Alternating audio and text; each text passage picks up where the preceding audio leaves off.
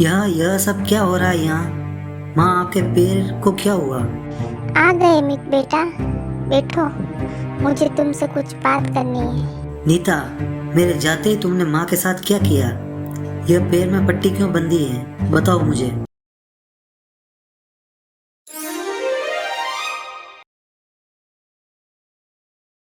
नीता चूल्हे के पास खड़ी है। मालती जी रसोई के दरवाजे पर हाथ बांधकर खड़ी हैं। दोनों के चेहरों पर गंभीरता है। नीता, आज खाने में क्या बना रही हो? माँ जी, आलू गोभी की सब्जी और पराठे बना रही हूँ। फिर से वही भारी खाना? तुम्हें पता है ना तुम्हारे ससुर जी का पेट खराब रहता है। माँ जी, सुबह उन्होंने ही तो कहा था कि आज पराठे खाने का मन है।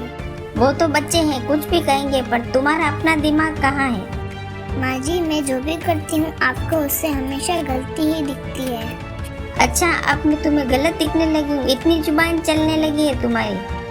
मैंने ऐसे नहीं कहा माँ जी। सुनो नीता, इस घर के नियम मैंने बनाए हैं। कल सुबह से रसोई में वही बनेगा जो मैं कहूँगी, समझी? ठीक है माँ जी, जैसी आपकी मर्जी। पता नहीं आजकल की लड़कियों को क्या सिखाकर भेजते हैं माँ बाप। हे भगवान, इस घर में 2 साल हो गए लेकिन माँ जी का दिल आज तक नहीं जीत पाई। अमित सोफे पर बैठा है और दफ्तर की फाइलें देख रहा है। मालती जी कुर्सी पर बैठी हैं और नीता चाय लेकर आती है। अमित जी, आपकी चाय। Thank you Nita. माँ, आपकी चाय कहाँ है? बेटा, मेरी चाय की चिंता मत कर। इस घर में अब मेरी पूछी कहाँ है? क्या हुआ माँ, आप ऐसा क्यों कर रही?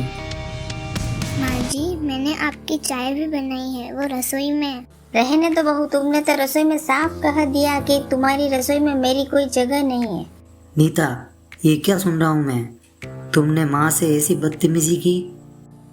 नहीं अमित जी, मैंने ऐसा बिल्कुल नहीं कहा। माँ जी ने मेरी बात का गलत मतलब निकाला।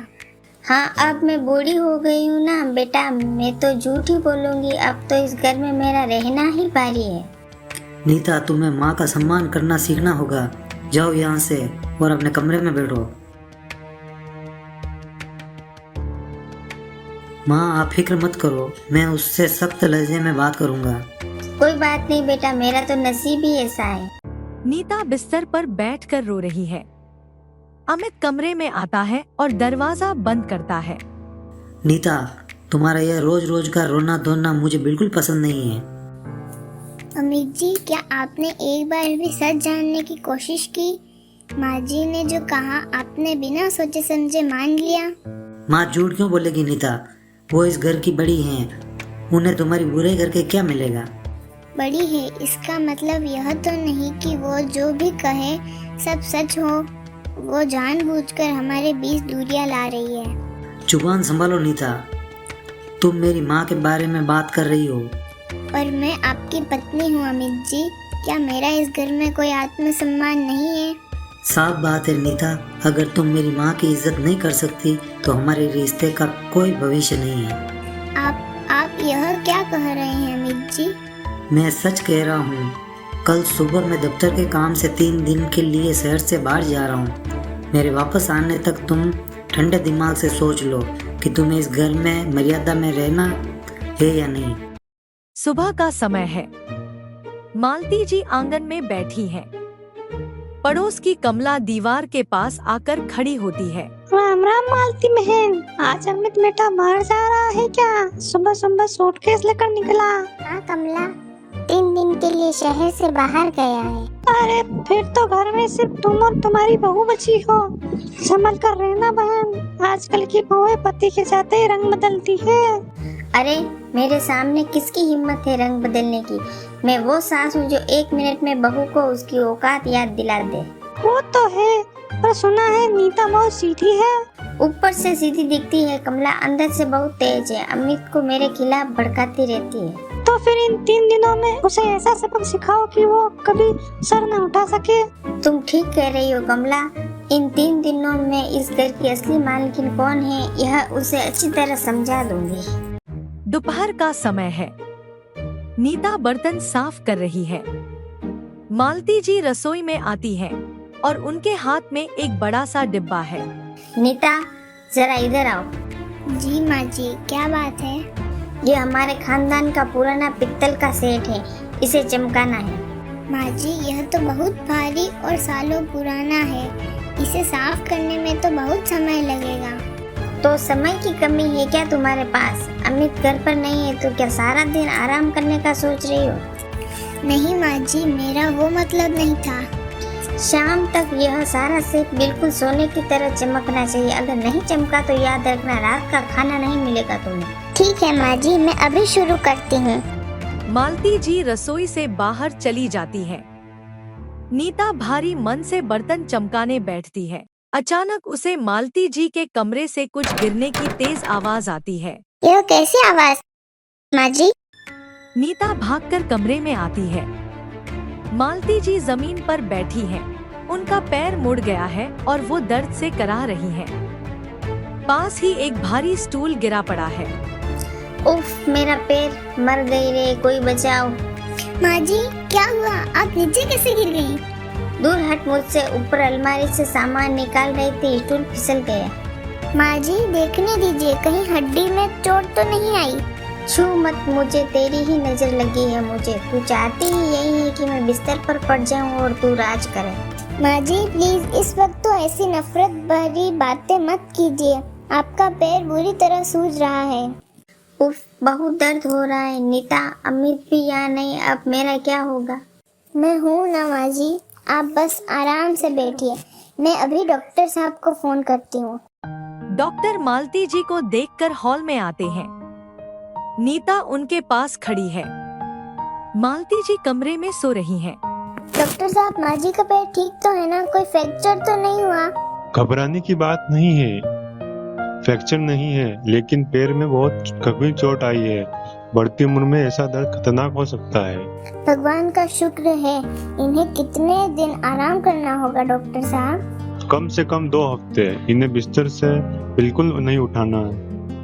और हाँ, समय पर दवा और मालिश बहुत जरूरी है। क्या घर में कोई देखभाल करने वाला है? जी डॉक्टर साहब, मैं हूँ ना, मैं पूरा ख्याल रखूंगी। बहुत अच्छी बात है। यह दवाइयाँ ले आइए और इन्हें हर 6 घंटे में देनी है। ठीक है, मैं चलता हूँ। जी बहुत बहुत धन्यवाद डॉक्टर साहब। मालती जी बिस्तर पर लेटी है। नीता हाथ में सूप का कटोरा लेकर कमरे में आती है।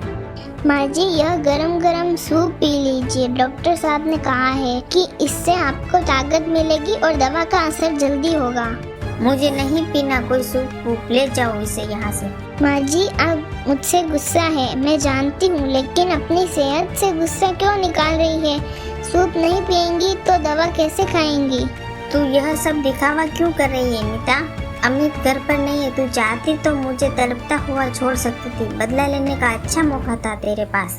माँ जी, अमित जी घर पर नहीं है तो क्या हुआ? आप मेरी भी तो माँ हो। क्या कोई बेटी अपनी माँ को ऐसे दर्द में तड़पता छोड़ सकती है? लीजिए, गुस्सा छोड़िए और थोड़ा सा सूप पी लीजिए।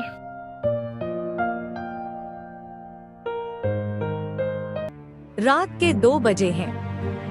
पूरे घर में सन्नाटा है। मालती जी दर्द के मारे कराह रही है। वो देखती है कि नीता उनकी कुर्सी के पास नीचे फर्श पर चटाई बिछाकर सो रही है। यह लड़की फर्श पर सो रही है सिर्फ इसलिए कि रात में मुझे कोई जरूरत हो तो मैं इसे आवाज दे सकूं। मैंने इसके साथ कितना बुरा किया। माँ जी, क्या हुआ? दर्द बढ़ गया क्या? मैं डॉक्टर को बुलाऊं? नहीं नहीं नीता, तू क्यों उठ गई? सो जा, मैं ठीक हूँ। माँ जी, मुझसे झूठ मत बोलिए। आपके चेहरे से साफ दिख रहा है कि दर्द बहुत तेज है। रुकिए, मैं अभी दर्द निवारक तेल लाती हूँ। रहने दे नीता, रात के 2 बज रहे हैं, तू दिन भर से थक गई, आराम कर ले। माँ जी, जब मेरी सगी माँ बीमार होती थी तो मैं रात रात भर जागकर उनके पैर दबाती थी। आज आप बीमार हैं तो मैं आराम से कैसे सो सकती हूँ? नीता, तू सच में मुझे अपनी माँ मानती है? हमेशा से मानती हूँ माँ जी, बस शायद मेरी किस्मत खराब थी कि मैं कभी आपको यह बात समझा नहीं पाई। अगले दिन दोपहर का समय है। कमला घर का दरवाजा खटखटाकर अंदर आती है। नीता हॉल में कपड़े तह कर रही है। अरे नीता, सुना है तुम्हारी सांस का पेट टूट गया। टूटा नहीं है चाची, बस मोह चाहिए। डॉक्टर ने आराम करने को कहा है। अरे फिर तो तुम्हारी चांदी चांदी हो गई। गुड़िया बिस्तर पर है, अब तो पूरे घर पर तुम्हारा राज है। जो चाहे करो, कौन देखने वाला है। कमला चाची प्लीज मेरे घर के बारे में ऐसी बातें मत कीजिए। माँ जी तकलीफ में है और आपको यहाँ राज करने की सूझ रही है। अरे मैं तो तुम्हारे भले के लिए कह रही थी। वो तुम्हें कितना तंग करती है। वो मेरी सास है और हमारा आपसी मामला है। मुझे मेरी माँ की बीमारी की कोई चांदी या राज नहीं दिखता। आप प्लीज अब अपने घर जाइए। माँ जी के आराम का समय हो गया है। भलाई करने जाओ तो लोग खुद ही टेढ़े चलते हैं। जा रही हूँ, करो जो करना है। मालती जी कमरे के दरवाजे के पीछे खड़ी होकर यह सब सुन लेती हैं। उनकी आंखों से आंसू बहने लगते हैं। मालती जी बिस्तर पर बैठी हैं। नीता हाथ में फलों की थाली लेकर अंदर आती है। मालती जी का रवैया अब बिल्कुल बदल चुका है। माँ जी ये सेब काट कर लाई हूँ, खा लीजिए। नीता मुझे माफ कर दे बेटा। माँ जी आप रो क्यों रही है? क्या हुआ, दर्द ज्यादा बढ़ गया क्या? पैर का दर्द तो कम है नीता, पर मेरे दिल का दर्द बहुत ज्यादा है। मैंने आज तक तेरे साथ कितना बुरा बर्ताव किया है। माँ जी प्लीज रोइए मत, पुरानी बातें भूल जाइए, अब वो बीत चुकी हैं। कैसे भूल जाऊं बेटा, मैंने तो पड़ोसियों के सामने भी हमेशा तेरी बुराई की है, लेकिन आज तूने उसी कमला के सामने मेरी और मेरे घर की इज्जत बचाई है। तूने साबित कर दिया नीता कि तू इस घर की बहू नहीं बल्कि मेरी सगी बेटी है। माँ जी माँ कभी गलत नहीं होती, बस कभी कभी बच्चों को समझने में थोड़ी देर हो जाती है। मुझे समझने में बहुत देर हो गई बेटा, बहुत देर हो गई। तीसरे दिन शाम का समय है। अमित अपना सूटकेस लेकर घर लौटता है। वो देखता है कि मालती जी सोफे पर बैठी हैं और नीता उनके पैर में पट्टी बांध रही है। दोनों हंसकर बात कर रही हैं। यह सब क्या हो रहा है यहाँ? माँ आपके पैर को क्या हुआ? आ गए अमित बेटा, बैठो, मुझे तुमसे कुछ बात करनी है। नीता, मेरे जाते ही तुमने माँ के साथ क्या किया? यह पैर में पट्टी क्यों बंधी है? बताओ मुझे। अमित अपनी जुबान को लगाम दो और नीता को कुछ मत कहना। अगर आज नीता ना होती तो तेरी माँ शायद आज जिंदा भी ना बचती। क्या माँ, आप क्या कह रही है? क्या हुआ था? बेटा मैं स्टूल से नीचे गिर गई थी। इन 3 दिनों में नीता ने रात भर जाकर फर्श पर सोकर मेरी सेवा की है। अपनी सगी बेटी भी इतना नहीं करती जितना इस बच्ची ने किया है। माँ, पर आप तो जानने से पहले कह रही थी कि नीता आपके साथ। मैं बिल्कुल गलत थी। मैंने अपने घमंड और अहंकार में एक हीरा जैसी बहू को नहीं पहचाना। जो भी गलतफहमी हमारे बीच थी वो सिर्फ और सिर्फ मेरी वजह से थी। नीता तो बिल्कुल निर्दोष है। अमित को अपनी गलती का एहसास होता है।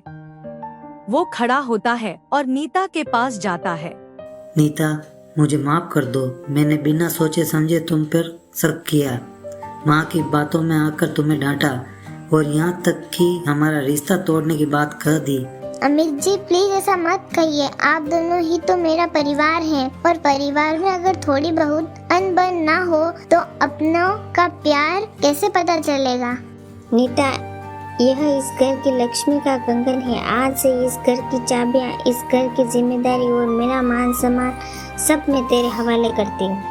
माँ जी मुझे इन सोने के कंगन से कई गुना ज्यादा आपके इस माँ वाले प्यार की जरूरत है। माँ, अब तो मुझे डर लग रहा है कि इस घर में मेरी ही पूछ कम होने वाली है।